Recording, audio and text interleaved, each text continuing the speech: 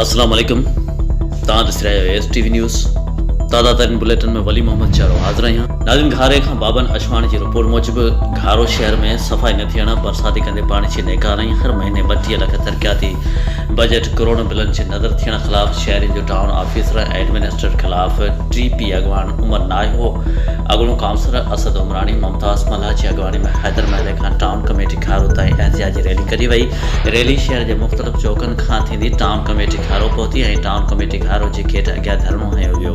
उन मौक़े ते अॻवाननि ॻाल्हाईंदे चयो त चेयरमैन जे वञण खां पोइ टाउन ऑफिसर जी बेध्यानी सबबि शहर खंडर जो ॾेख ॾेई रहियो आहे। हिननि चयो त शहर जे हर घटीअ में गंदगी जा ढेर लॻल आहिनि ऐं शहर जे मुख़्तलिफ़ इलाइक़नि मां बरसाती पाणी अञा ताईं निकाल न आहे थी सघियो ऐं जेके गटर 5 नाला ठाहिया विया आहिनि उहे उबता वही रहिया आहिनि। वॾे पैमाने ते करप्शन कई वई आहे, जॾहिं त हिकु क्लार्क खे टाउन ऑफिसर मुक़ररु करे मेगा करप्शन कई पई वञे। नैब एंटी करप्शन जहिड़ा इदारा अॻो निंड सुतल आहिनि। उन्हनि chief justice Pakistan, chief justice Sindh, high court, chairman, NAB anti corruption जे डायरेक्टर ऐं ॿियनि वास्तेदारनि इदारनि खां मुतालबो कयो आहे त जल्द खां जल्द TMO घारो खे हटायो वञे, ईमानदार ऑफिसर मुक़ररु करे शहर जा मसइला हल कया वञनि ऐं टाउन कमेटी में थियल करप्शन जी जुडिशियल इंक्वायरी कराई वञे।